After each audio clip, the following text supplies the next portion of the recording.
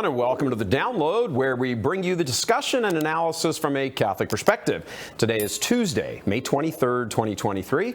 I'm Michael Voris, your host here with my two co-hosts, Simon Rafe, having a nice cup of coffee, and Christine Niles, who is yet to imbibe. And joining us in the fourth seat, our guest host today is Brad Eli. Hey, hi, Mike. How you doing? Good, good. All right, the church in Europe is in a sorry state. Europe specifically. That's not to say it's not everywhere else in the world as well.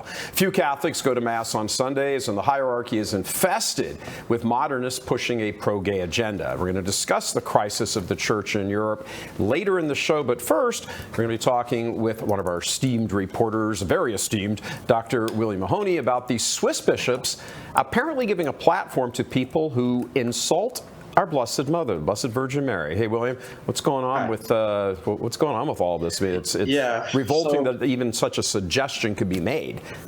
It's really bad, yeah. So basically, there's a group called Pro Ecclesia, and along with Fatima Apostolate, World Apostolate, and another group called Die Schweiz Betet, which is Switzerland Prays. They have a petition going to kind of begging the bishops in Switzerland to either remove their mandate from cath.ch, which is their media arm, kind of like Catholic news agency is for the U.S. bishops, or to rein it in and actually have some Catholic content put on. The most latest offense is this, for the month of Mary, for May here, they're doing a series of 4 on the Marian dogmas, and I kid you not, it's called From Sidekick to Mother of God, a crash course in the 4 Marian dogmas. They're all written by the same woman. Her name's Annalena Müller, and they are just, mocking tone, bashing. They're like pseudo-academic. They're pretty poor, really poor scholarship, and they're just clearly denying or even mocking some of the dogmas. Well, actually, all 4 of the dogmas. Oddly enough, they're the kindest to the Assumption, but they're pretty harsh to the other ones. When they say sidekick, what are they referencing? I don't know. I read through. I had to read through all these, of course, and I think they're saying how people were, she was at the cross and that people were praying to her, so they're trying to get this idea that she was like Jesus's sidekick, like kind of a Batman and Robin sort of image. I mean, it's awful. It's blasphemous. Is that their initial support for like the co-redemptrix or something? What a bizarre title to give the Mother of God a sidekick. It's literally what they call her. They use the English word. They put it in quotes. So it says, from sidekick to Mutters Gottes, which is the Mother of God. And it's like she's like Batman and Robin, and then they just go through the Marian dogmas, just quoting like one of them on the perpetual virginity. They quote Uta Ranke Heinemann, who was this theologian I use very loosely, who was condemned by the Vatican because she denied the perpetual virginity, especially the virgin birth. I know she actually wrote my dissertation on the Virginitas in Part 2, Mary's virginity during the birth of Christ, and I did a whole section on the feminist theologians, and she was chief among them because for some reason it's very strange. They have a particular hatred for the during the birth of Christ. They really hate that. So. Yeah, Simon's got a question for you.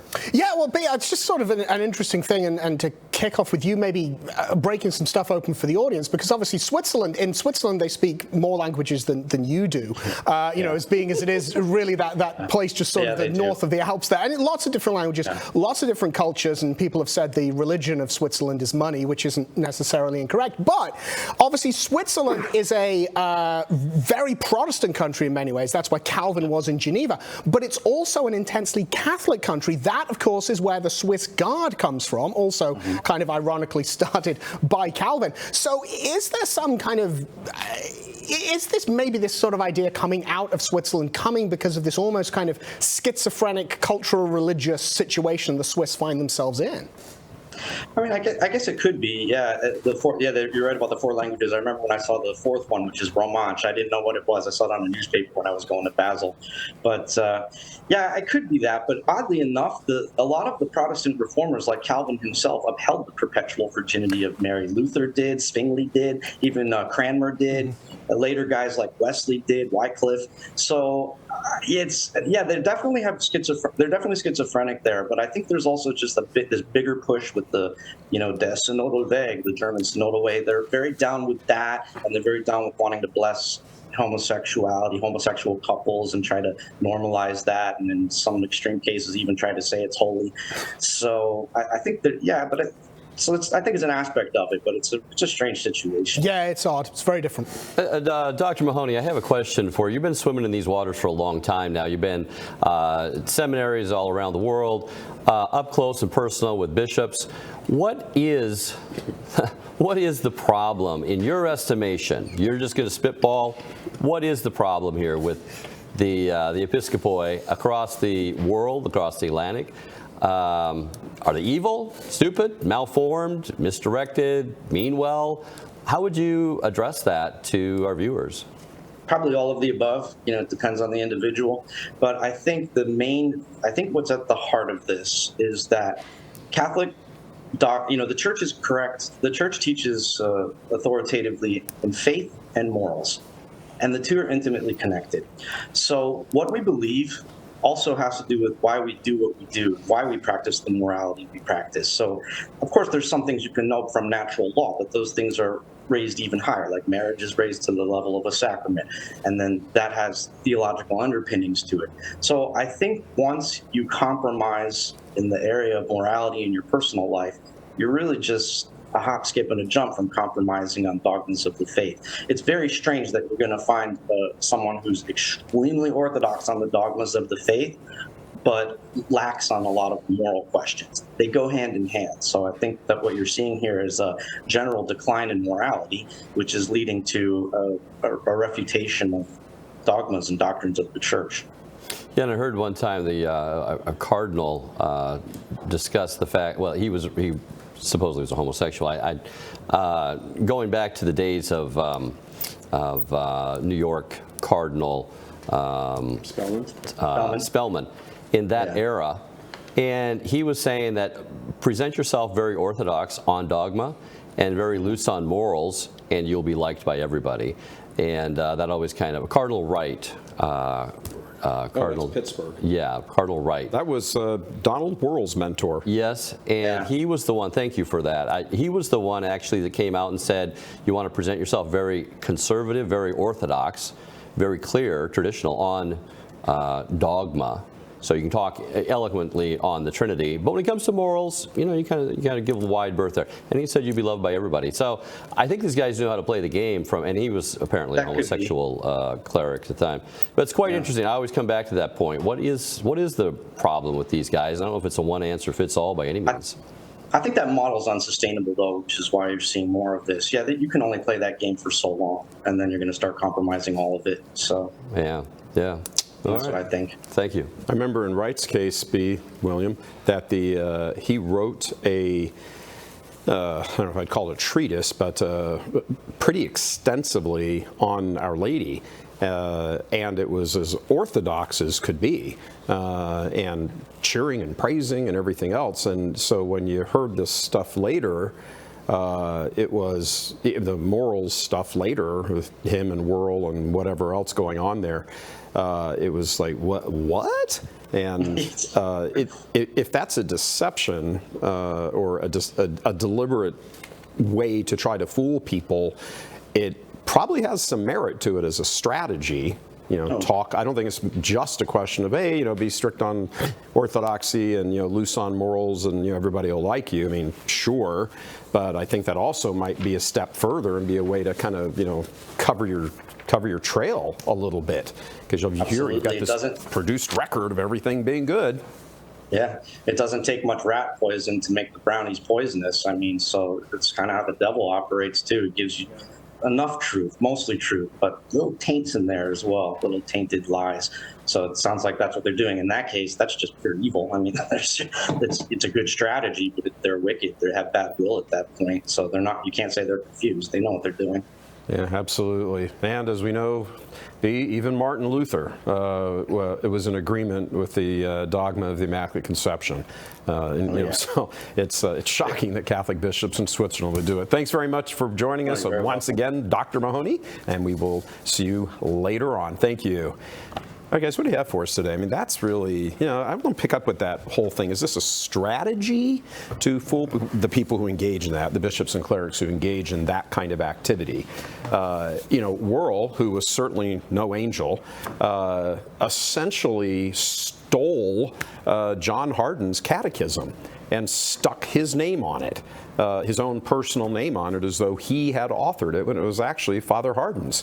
You can imagine Father Hardin never produced anything that was even remotely, even close to being unorthodox. So you think, why would Cardinal Worrell grab a book like that, he didn't probably believe half the stuff in it, and yet stick his name on it?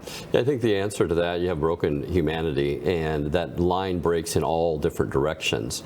With Cardinal Wright, back when I came across that information, it really wasn't just to be liked. It was actually to run cover, to actually what you were talking about there. That was more the intention of that, to present yourself as Orthodox and the morality, and you will have more cover. And the whole story about him taking his boy Worrell to Rome and what happened over there and everything, and how that left inroads for Worrell, how to understand all the politics and everything. But that broken humanity can't be overemphasized enough. And we have talked about this before, that we have this clericalism. Yeah. We look at and they're not touched by fallen human nature, the clerics, right, and the religious and that type of thing. And we find, oh man, they are. Yeah. And some are acting for money, some are acting for pride, some are acting for upwardly mobile, politics, political expediency.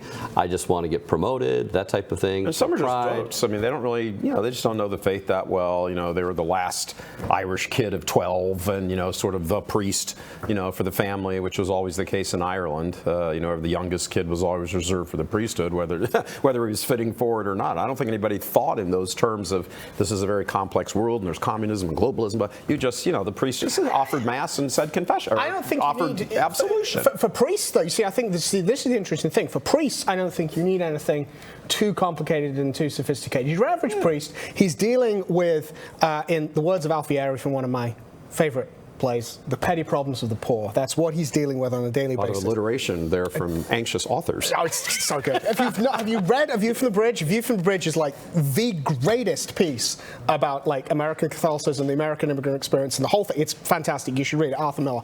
But a priest deals with the petty problems of the poor. That's what he's doing on a daily basis. The bishops, now they're existing in a complex world of all of this sort of stuff. They're existing within that kind of world. Yeah. The problem is when they're elevating these men into that. And my question is always, why are they elevating these men? I've said it many times that what's happening is they are choosing seminarians. They're choosing people out of the pool who applies to be priests. And they're choosing the malleable ones to make into seminarians. And they're choosing the malleable seminarians to make into deacons. And they're choosing the malleable deacons to make into priests. And they're choosing the malleable priests to make into pastors. And they're choosing the malleable pastors to make into bishops. It's because so the machinery, the swamp, can actually continue itself. It's kind of like we'll just remake you in our own image. That's the thing. This is why I'm always on record as saying there are no good bishops. There are no good bishops because every single one of them, even the best, has been selected to be a weak man.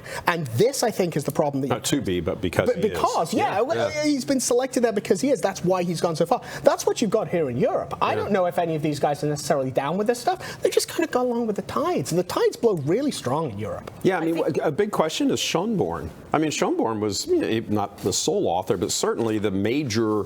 He's the guy who had the quill in his hand and was doing most of the 92, 93 catechism. Under John Paul II. Under John Paul II, who personally selected him. Yeah. And when we were in Rome once, as a matter of fact, I have the video on my phone. We were standing on the steps. I believe it was the St. Mary Major for the Extraordinary Family on the Synod in 2014, and all the people were gathered around. It was just people ran into him on the street, sort of thing, on the steps of the basilica, and you're just standing there, and you just kind of got like the creeps. I was just taking video. I wasn't the only one. I'm just, dude standing there with my phone, like 3 or 4 other people were. And he just kind of looked and then looked again. And I don't know, it's just this weird, I don't know, it's hard to put an expression to it because you don't really know what it is you're trying to describe. But it wasn't a warm and friendly. Yeah. And I'm pretty sure in 2014, Cardinal Schönborn didn't know who Michael Voris was. And he's been one of the greatest advocates for, blessing same-sex marriages and coming out of Austria to promoting the LGBT agenda. He's been out there. Yeah, this is 30 years difference. It's like a different person. I don't know, because when you take the Cardinal Wright playbook, and he did present himself very orthodox on all of these doctrines. But you start looking at the catechism, and there's stuff that's just not listed in there and stated as well or clearly or as authoritatively as you would find in Trent or somewhere else. It's kind of a softened approach in a lot of areas. Got a lot more sociology and psychology in there. But all that formation aside, he did present himself very orthodox. Yeah. And yet this whole moral trend, you have to believe that the moral presentation of saying LGBT and same-sex marriage and all that somehow has to relate to his own moral configurement, right? There has to be some, I believe that these things aren't really bad, or they're okay, or they can be gainsaid, and how does that play in your own moral life and makeup? So I don't think you're going to actually say, okay, this guy promotes LGBT, but somehow he's not, has any inclinations or proclivities or whatever. He's personally opposed, but? Yeah, it doesn't go that way too far. Well, there's no doubt that there was a change. A lot of masks came off after Pope Francis came on the scene. I mean, some of these previously may have seemed Orthodox bishops under Pope John Paul II and Benedict. They started taking the masks off and becoming a lot more LGBT friendly. But, you mentioned Wuerl.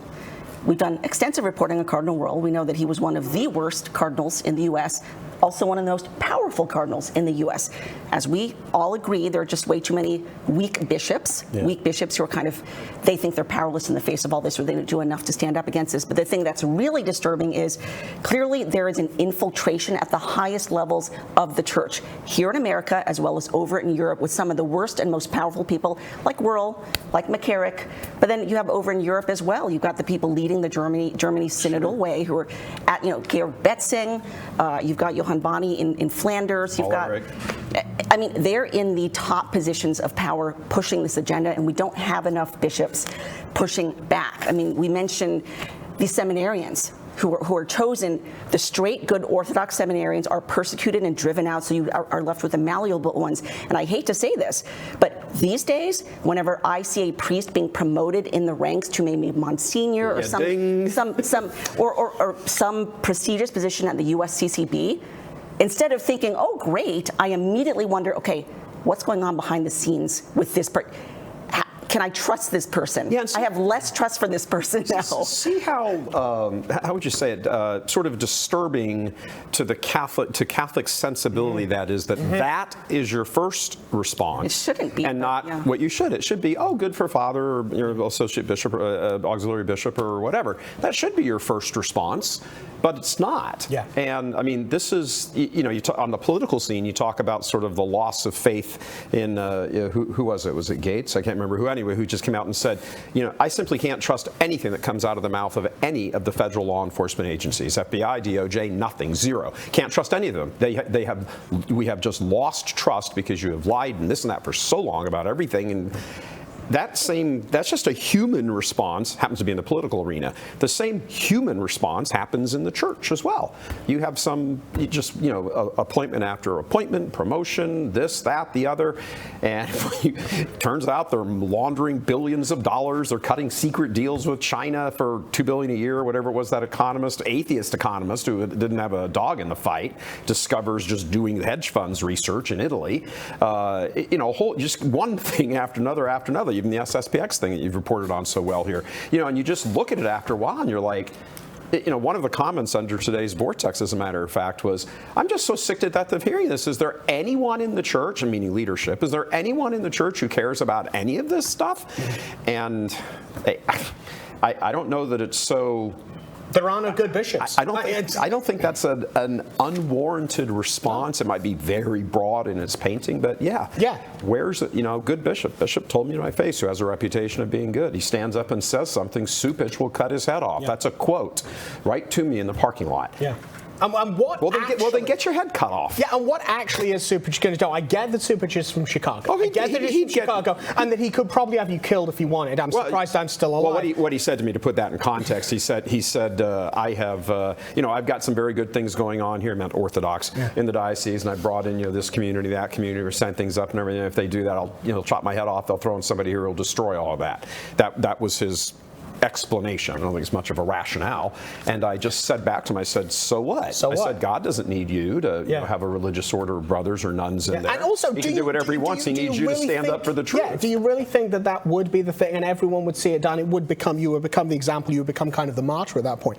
I want to sort of talk about your thing there, Brad, because, I kind of joked about, I'm personally opposed, but I think a lot of these guys. In this case, it would be I'm personally supportive of, but. Well, no, but okay. So we talk about the phrase, with regard to abortion. The politician, usually a Catholic politician, Kennedy or some such, comes out and says, "I'm personally opposed to abortion, but I won't let that affect the way that I vote in this or the way I legislate or something like that." I think there is a strong case to be made for a lot of these bishops that they could say, I'm personally Orthodox, but I'm not going to let that impact the way that I actually administer my diocese. And very good. No, but I get that it's. Say that, but that's the point. I'm very much of the opinion that you could probably go to these guys and they are personally Orthodox. These are guys who would absolutely defend the dogmas and absolutely be able to articulate them, and they absolutely believe them. I would even go so far as to say that Father James Martin, is probably a kind of personally Orthodox guy and a whole bunch of stuff. It's just that he doesn't let that affect the way that he's engaging in pastoral relationship. He doesn't let that affect the way that he's interacting with people and the advice he's given. It's kind of like, well, I'm all right, Jack. Y'all go around and can believe what you want, but I'm all right. I'm believing in the perpetual virginity of Mary. I'm believing in all of these dogmas. I'm believing this stuff, but I'm not going to tell you how to live your life. You mentioned the word pastoral, and that sets off like shivers down my spine because I spent too many years in the seminary. And pastoral, you got to be pastoral. It's like rigid. Rigid and pastoral are the two things you just set your alarm off here. The answer, I believe the answer for that. I have this great insight into the Catholic faith, and I'm Orthodox, and I'm going to, Mike Rozier and everything, but I'm not going to let it influence my flock. The answer to that is because, first of all, as you said, they're recruiting men who don't really have a backbone. You can be asked, well, if the body of Jesus was found, intact, does that affect your faith? So, and if you said yes, it does, well, you're rigid, you're out of here. That's an actual question that came from seminarians who got it from vocation, directors. And I'm sorry. You need to back up on that one. The body that if the body just of Jesus this was Thursday, found, if the bones of Jesus were discovered tomorrow, would that affect your faith? The body that was taken into heaven just this last Thursday or Sunday, if you remember the USCCB. Keep your personal faith to yourself, okay? Yeah. So that actually is a seminar. I actually was asked that. Of course, I'm not making that. That came from several different people. I didn't even know how to answer it. I don't know how to answer that. I thought it was a kind of trick question. Well, trick like playing with you sort of thing. I didn't know. I mean, look, most guys when they go to seminary are in their early 20s. Yeah. If that. I mean, they might even be younger than that. They're not sitting here prepared with all like the experience of life, knowing or even thinking, hey, these guys are probably crooks. Right. That just doesn't enter your head. There's one of the seminarians right there. Well, someone throws a sideball question at you, and you're like, huh? What? That's like that idiotic thing of where do they bury the survivors? It sounds like one of those trick trap questions. Well, for St. Paul, it would have affected his faith. Would have affected mine. Resurrection. If Jesus didn't rise from the dead, then in vain is our teaching and preaching. So, but back to the deal. Read Goodbye, Good Men, Charlie, Rose book, Goodbye, Good Men, about the Michael Rose. Michael Rose, thank you. I was going to say, I'm like, Charlie Rose wrote that. Keep legit. Anyway, if you read his book about how they're filtering out all the masculine men who would say logical distinctions and know that would affect it and being offensive at times, because the truth is offensive. You get rid of all those people. And then the people without backbones are the ones who are formating. I really think the homosexual infiltration coming along, you're having people who are not masculine themselves trying to form you. I'll be nice and don't, the truth and offend. I'm telling you, I went through this whole thing in the seminary where I was thinking, well, can't you say, literally thinking, can't you say the truth in a nice, pleasant, patient, kind way? because it was basically, no, if you're going to come out with the truth, you're offensive. You don't want to be offensive because that's not pastoral.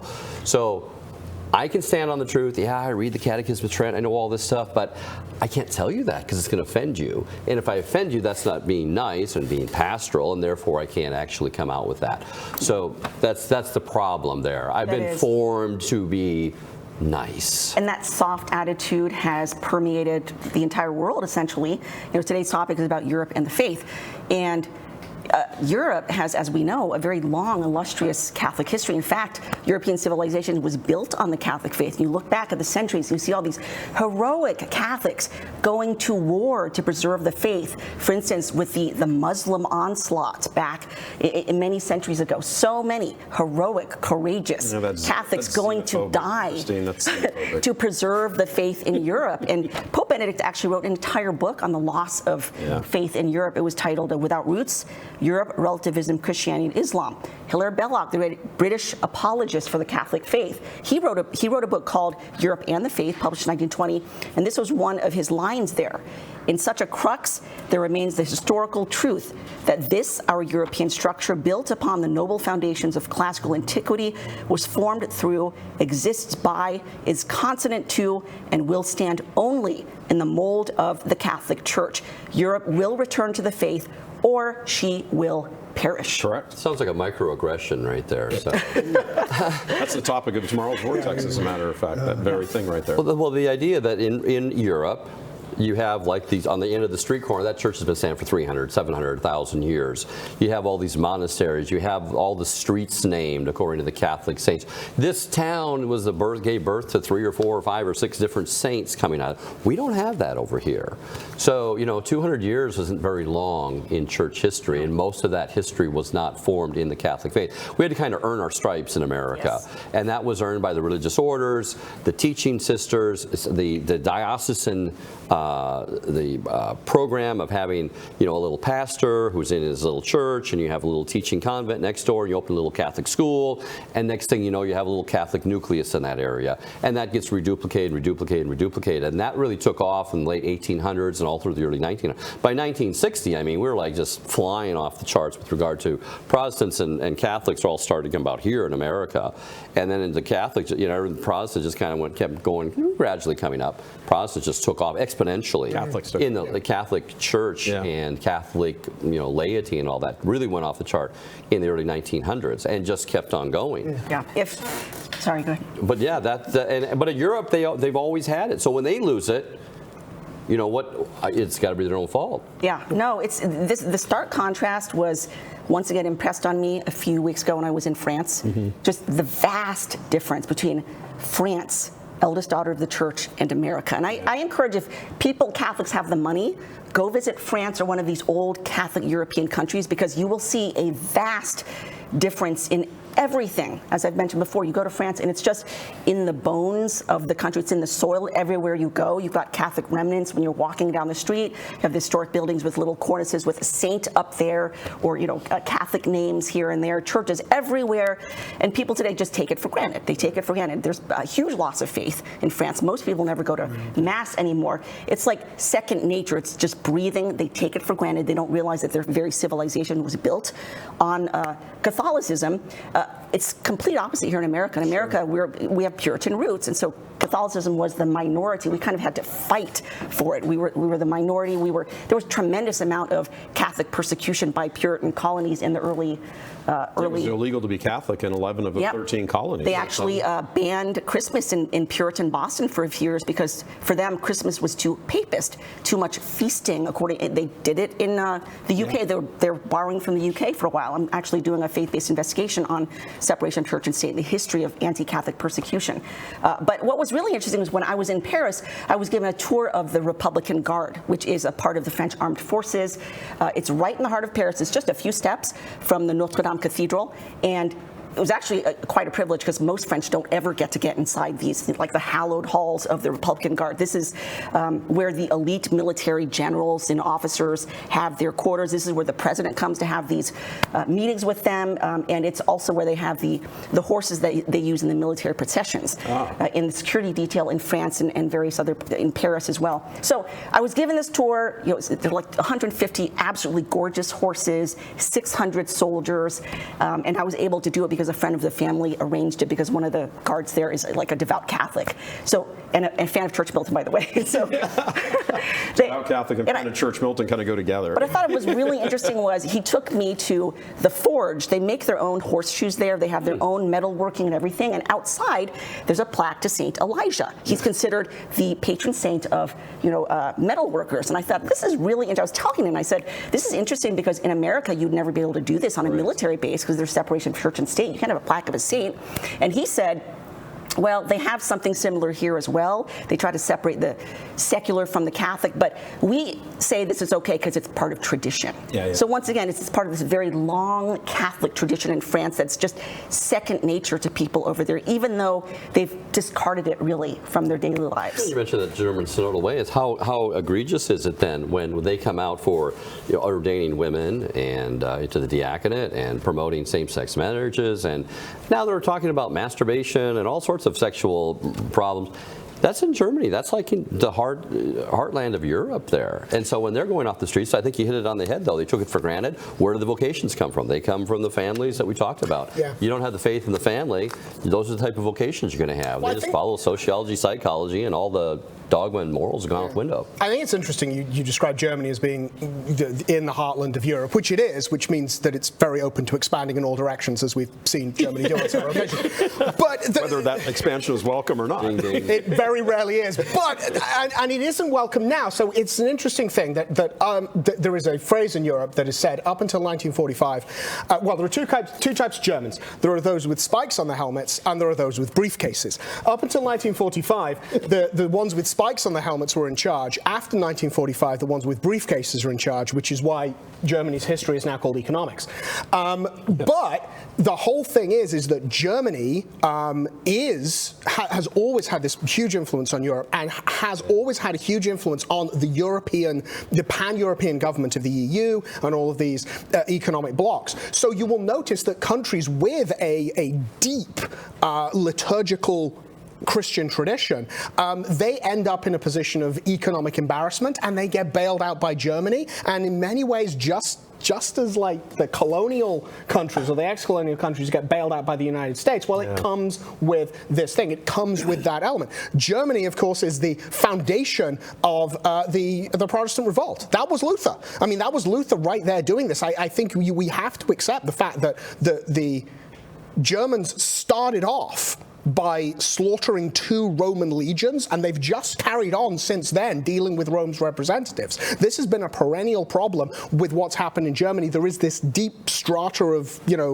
Black Forest Puritanism that comes out of that, and it always does. France, for all of its long storied tradition, had the revolution where they put priests' heads on pikes. That's something. All of these places in Europe have gone through these bloody revolutions where the church has been persecuted, and certainly, yes, there's many martyrs and saints and all these people were made out of it. But you will notice the places where the faith is doing well, for example, Poland, suffered horribly under dictatorial regimes sort of in the middle of the 20th century and later on in the second half under communism. They've been through the horror, and they've come out and they've gone, oh, well, we need Catholicism. Catholicism's what we need to respond to this horror. Other places, okay, France, you got occupied. Fine, you got occupied. You had the Vichy realm and all of this sort of stuff. Fine. But you know what? You didn't really suffer. You didn't really suffer, and now you're weak. And, who said that? I think you've said it. How many people have said it? We haven't suffered enough. Yeah. Bits of Europe have, and they're Catholic. Bits of Europe haven't, and they're not. What's really interesting in France is there is a very strong but small contingent of very strong Catholics there. Like, for instance, I was at the Palm Sunday Mass at St. Roch in the heart of Paris, just steps from the Louvre. And I was amazed. This is a traditional Latin Mass that's offered by the diocese. I was amazed. Never in my life, and I've been to lots of TLMs all over the country, never in my life have I seen a Mass that was so packed to overflowing with young adults. I'm talking from 20 to about 40 with little children and things like that. And these were not the Catholics who sit in the back. They went way up to the front, and they just kept pouring in. I mean, I'm talking, it was packed. And there was no I'm crying. saying young adults. And this is a massive church. I mean, it's one of those huge French churches with hundreds and hundreds of seats. And I was like, this is so encouraging. This is so encouraging. There's a very strong contingent of very, Catholics who really want to bring back their faith. And this is very interesting too, just very quickly. Sure. Monarchism is very much aligned with Catholicism because the monarchy in France is tied to the Catholic Church. I was just reading about this statistic just from a poll from last year, September 2022, 53% of adults 25 to 49 actually support monarchy, which is very interesting because it's, like I said, it's 53, more than half in France, which is, like I said, it's very much aligned with conservatism and Catholicism. And get this, 81% of 65 and older support bringing back the monarchy. So those are kind of encouraging numbers. As the form of government? As the form of government. But you have to remember, in France specifically, if you understand French history, monarchy is extremely closely aligned with Catholicism. And so it's not just like, oh, let's just have a king up there. It's not a king. It's king and monarch. Catholicism. His Most Christian Majesty is the French construction. That's not, the French construction is not just like His Majesty the King. It is His Most Christian Majesty. So that, in that sense, monarchy is different, a little bit different in France than it is in maybe some other countries. But you mentioned Germany. Germania. Germany. Oh my. I mean, no offense to all the Germans out there, okay? They have great beer, great chocolate. But, but I mean, what good has come from, I mean, you've got the Protestant Revolt, you've got World War I, World War II, Hitler, then you've got, right now, Germany, Synodal Way is leading the forefront in, all this horrible stuff. So much so that even Pope Francis was like, well, wait a minute. Terrifying language, okay, that terrifies everyone when you hear it. I mean, exorcists talk about each country having a special demon. Germany must have like a really special demon because they've been, gosh. I mean, well, there's the old saying that when St. Michael and the angels threw him out, he landed in Germany, modern day Germany. Well, we're going to get so much hate mail from Germans. Sorry, guys, about the Germany thing, but just history. Well, no, there is. So there is the joke about the German language, of course, that you should go up to people and tell them you love them because life is beautiful and lovely, but you should do it in German because life is terrifying and loud. Ich liebe dich. But in all honesty, so romantic and it does. But in all honesty, I mean, you raised a number of points, and I was kind of joking, obviously, about the destruction of the legions of the Teutoburg Forest. But I think it's important to consider that you do have this situation where you've got Luther, whose actions of rebellion that he continued and carried on, and certainly he had some legitimate concerns about the sale of indulgences that were going on. There's some legitimate concerns there, but what he chose to do was abandon the church. He chose to abandon the church. He splintered the church. He caused this great and terrible schism that went through and has caused untold havoc throughout Christendom.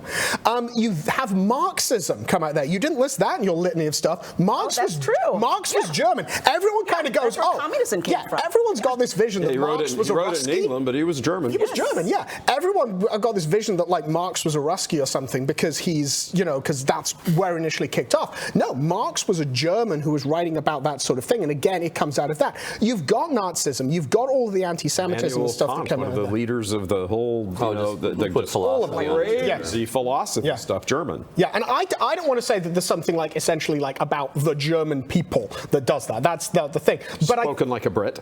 No, I don't want to say there's something like essentially about like the German people that's wrong. I've known some Germans; they're decent people.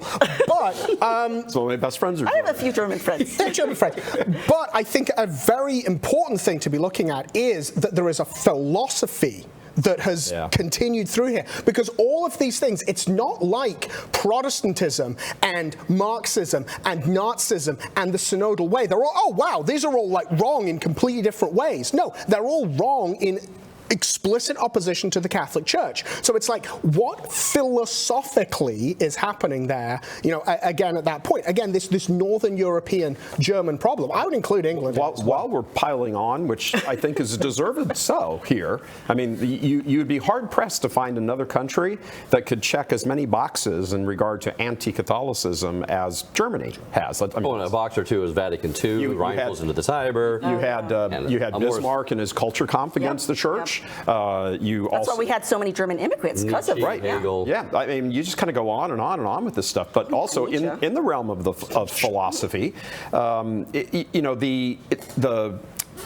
perversion of the scriptures that we are experiencing today as kind of hand-me-downs through the last number of generations, that originated in Germany. It was the historical critical method in the German Protestant seminaries / largely universities, but seminaries attached to them for German clergy, German non-Catholic clergy, and they began with the assumption that nothing in the scriptures, specifically the Gospels, but they extended it to everything else, nothing in there is true. If it's a miracle story, nothing is true.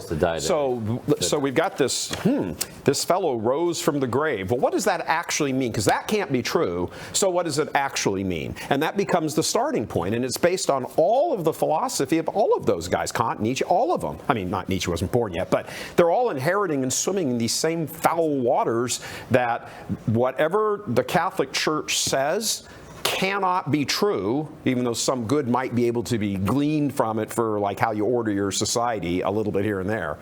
But it has to be deconstructed. That was the whole thing. Deconstruct everything Catholic.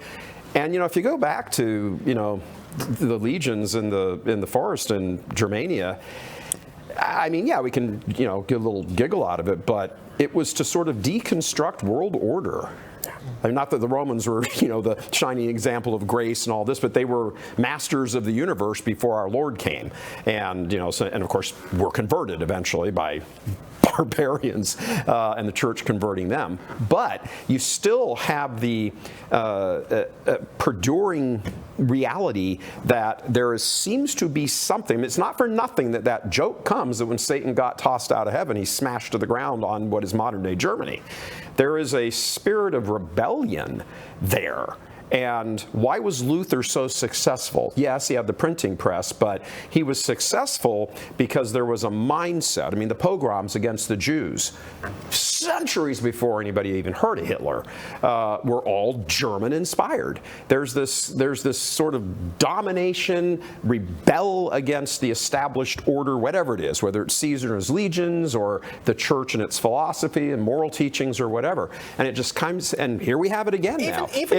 It's in the air. Even an internal rebellion against the local government. I mean, Luther's whole thing was that he got the support of the barons, the German barons, who wanted a degree of independence from the German emperor. They wanted independence at that point. So you have lands. Yeah, so you have everything. Right. So you have the barons' rebellion. I think it would be a miss to weigh too much on the Germans as Northern Europeans and not discuss the unique situation of the English Reformation, because of course the English Reformation is a wholly different historical event, despite the fact it happens at roughly the same time, to the continental Reformation or Revolution. So the Continental Revolution is driven by Luther with his particular concerns and his particular desires, and as we say, the political issues there. The English Reformation is driven essentially by the fact that Henry VIII is really kind of horny. And Henry VIII... So basically, Fat Hank wants an heir, and he can't get an heir from his wife, who he dearly loves. If you ever go, Christine's suggesting going to France, which I would recommend, get your shots first, but go to France. But I would suggest go to England, and Hampton Court is a delightful way to spend a day going around. In there, they have a great tour that actually goes through the life of Henry VIII, because Hampton Court was his great palace, and they discuss him and his first wife. They were massively devoted to each other. They were hugely in love. Couldn't produce a son. The whole thing kind of falls apart, and he wants a son because he does not want the succession crisis that had happened prior to him. Well, yeah, prior to him, because Henry VII had been fine, but prior to that, it was the whole Henry VI business, and it was a mess. So he didn't want that. He wanted a very clear succession crisis. It's a very clear succession.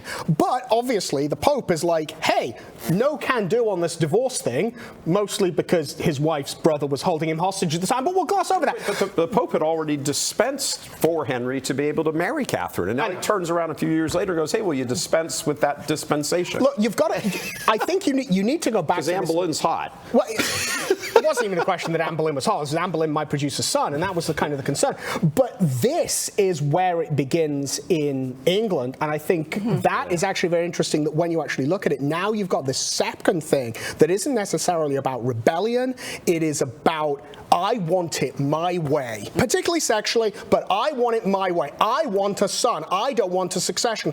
You know what? The Wars of the Roses weren't that bloody. You could have done it again 2 generations later. Henry VIII is a great case study in what's wrong with bishops today. He, his elder brother, what was his elder brother's name, who was going to be ascending to the throne?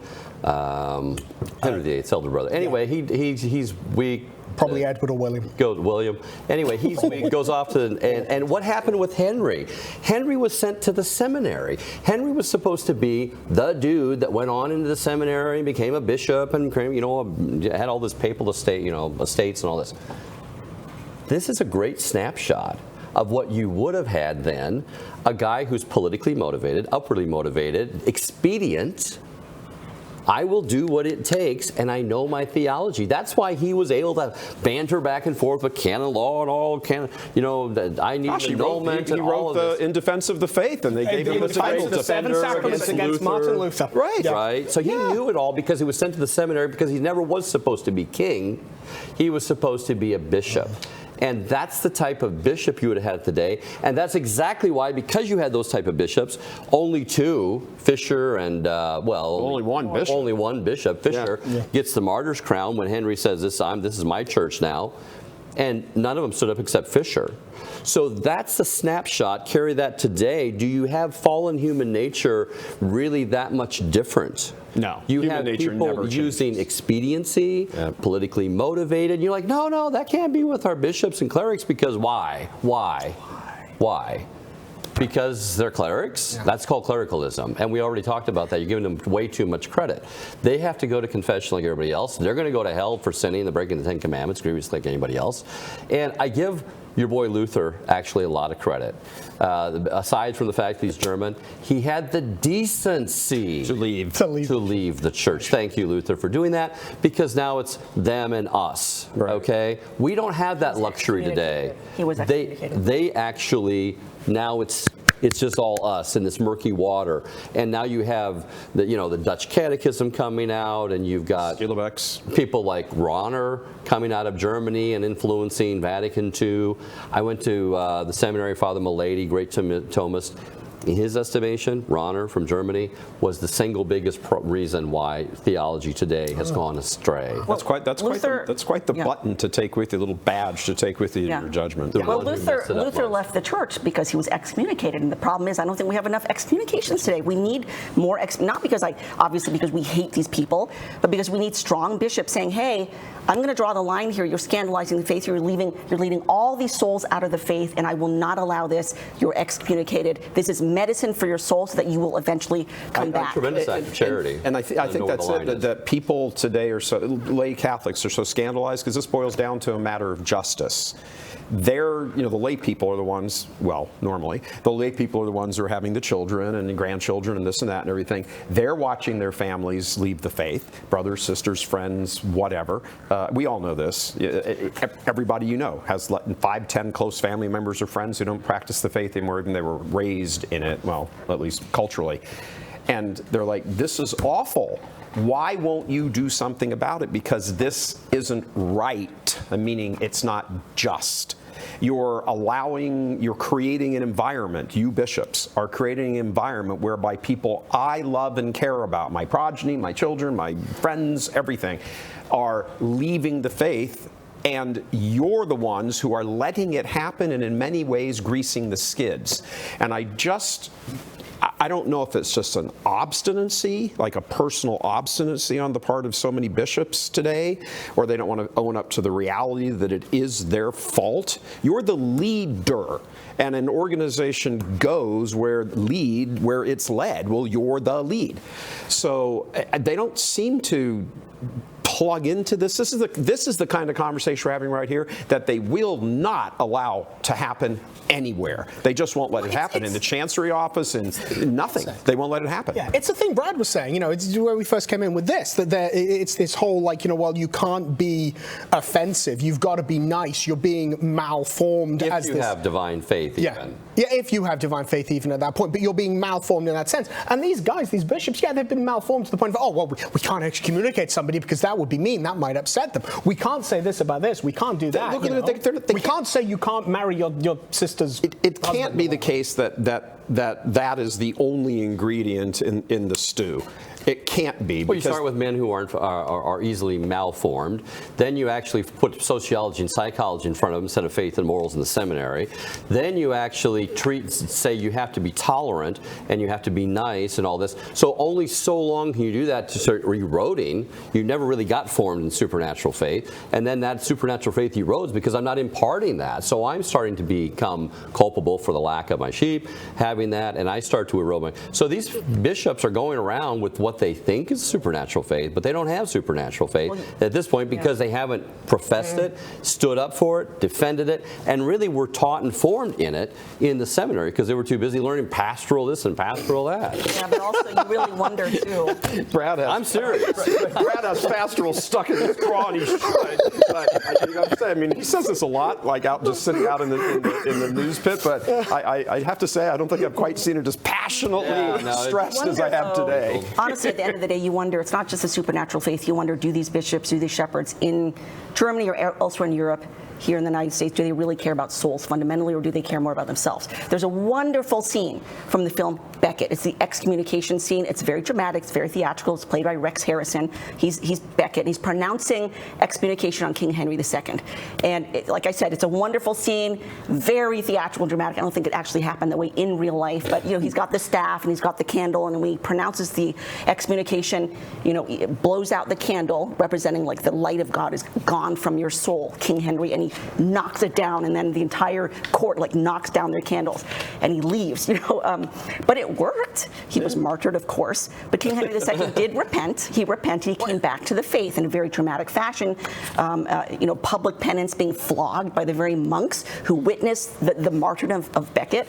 But Becket was clearly, he's a saint. He cared about King Henry's soul, and you wonder today sometimes, do these bishops in Europe leading the flock astray, do they really care about souls, or are they more worried about themselves, protecting themselves? The part of that movie I really liked was the beginning when Becket was work out a nice little deal with God with regard to Henry, and he was a politician, expedient, and that he had that conversion when he took on. And that was a huge thing. I think it surprised Becket even. Oh, it did. Yeah, that was the whole thing, because they were close friends from the get-go. Henry, who obviously became king, after the anarchy, they were close friends, and he had him become Archbishop of Canterbury because my buddy Tommy will be together, and then he turns up and he's like, no, let's go all ascetic and stuff. And Henry was like, okay, somebody needs to rid me of this turbulent priest, and we know how that worked out. I'd like to throw a couple quotes out here from Jesus. If you're contemplating the priesthood, and as a seminary, you're going to become trained to be an alter Christus, formed to be an alter Christus, another Christ. This is Christ, how nice he was, how unoffensive he was. Matthew 17:16. Oh, unbelieving and perverse generation, how long shall I be with you? Okay, that's Jesus. Matthew 23:33. You serpents, generation of vipers, how will you flee from the judgment of hell? That's Jesus. Well, that's just a mistranslation. Matthew 10:34. I came not to send peace, but the sword. Yeah. So if you're going to be an alter Christus, because that's what you're going to be as a priest, that's who you're going to become like. And that's not the type of people who are going to be forming you, are going to try and mold you into being. If we got a moment, Ezekiel 3, if when I say to the wicked, you shall surely die, and you declare not to him or speak not to him that he may be converted from his wicked way and live, then the same wicked man shall die in his iniquity, but I will require his blood at your hand. Get yourself off the hook. Tell him the truth, and if he still goes to hell, okay, but at least you're not going to be there with him. Yeah. I got to say, when you, every time sitting up here, the level and range of these conversations, this discourse up here, every Catholic in the world needs to hear these. I wish they would. You do not hear. I'm sitting here today largely as a viewer, just listening to it, and going, wow, this is so wide-ranging, so comprehensive, so contextualized that you can point to any thread in the tapestry. This crowd, whatever the topic is for the day, and get to immediately any other thread in the tapestry because it's all so interrelated. There's such an integrity to the church's existence, teachings, morals, history, everything, that it's just fascinating, to listen to. That includes, Dr. Mahoney, also his contributions, and whoever happens to be the reporter on a given day. Tell your friends about this. Share the download. Share it. Tell people, especially with your friends in Germany. Yes. Maybe not this episode. All right, that is it for today. Thank you very much for joining us for this edition and episode of The Download. Now, please join us as we finish in prayer, begging Our Lady's intercession for our nation and our church. In the name of the Father, and of the Son, and of the Holy Spirit. Amen. Salve Regina, Mater Misericordiae, vita dulcedo, et spes nostra salve. Ad te clamamus, exules filiae Eve. Ad te suspiramus, gementes et flentes, in hac lacrimarum vale. Ea ergo advocata nostra, illos tuos misericordes oculos ad nos converte, et Iesum benedictum fructum ventris tui, nobis post hoc exilium ostende. O clemens, O pia, O dulcis Virgo Maria. Amen. In the name of the Father, and of the Son, and of the Holy Spirit. Amen. That is it for today's download. Thank you very much for joining us. We do this every day, new episode like this at 5 p.m. Eastern, every Monday through Friday. From all of us here at Church Militant, God bless you, and tell your friends about us.